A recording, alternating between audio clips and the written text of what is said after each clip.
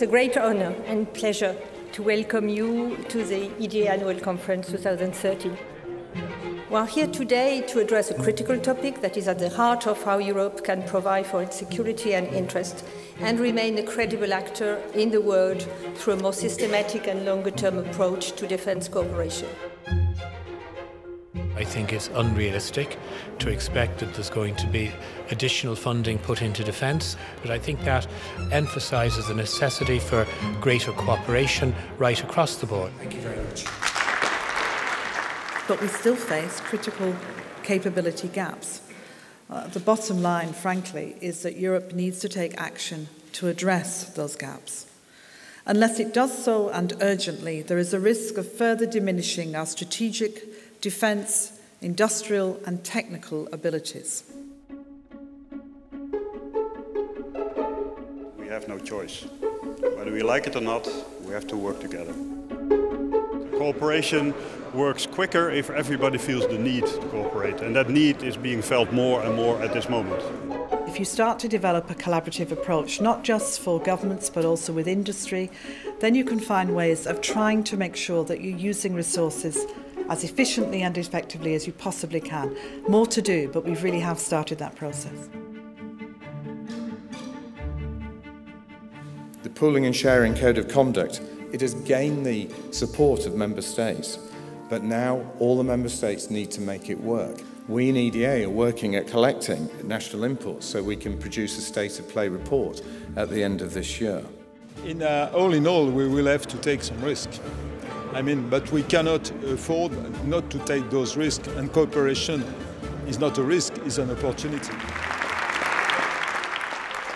For me, the important thing is to make concrete progress on three key issues. First, priorities for future investment and equipment procurement. Second, strengthening our industrial base so that it remains competitive and innovative. Third, and finally, the preparation and availability of forces. European defence matters. That's the title of the conference. Does it really? Beyond the words, the nice speeches we are hearing all the time for many years now, does it really matter for European leaders? We no longer have a direct territorial threat to Europe. That is also deeply ingrained in the minds of our citizens, and that is why very often in opinion polls they show little readiness to increase defence spending in traditional terms. How do we move forward? The crisis should not be seen as an excuse to put things off, but instead as an opportunity to launch initiatives, to preserve capabilities that would otherwise be lost to budget cuts. We believe that the European Commission can contribute to enhancing the industrial base, which is essential to develop a meaningful common defence and security policy. Our assessment by and large, I think, in Europe is, well, we'll have to face a decade with no growth, more likely further decline in defence budgets. We need to provide EDA with some serious money and some serious instruments to drive forward decisions. Our industry is a long-term perspective view, so we really need a plan. At the end of the year, we may have a kind of plan on the next 5, 6, 7 years that will help us to know where we have to put our efforts. Trust is very important.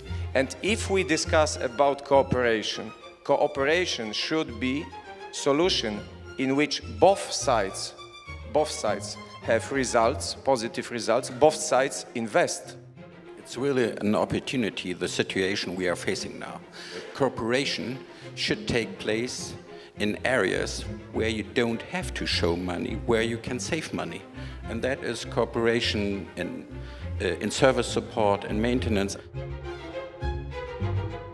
Heads of state and government should take into consideration not only the problems of market, industry, very important for the future of defense industry, but also political questions, political and security questions.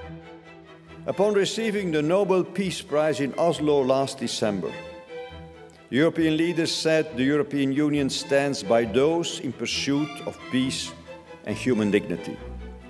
To fulfill such responsibilities, we should make sure we have the means at our disposal. No longer words, that was a kind of common message. No words, we don't need words, we need action. And also we need programs, we need research and technology, we need money, and we need money for defense.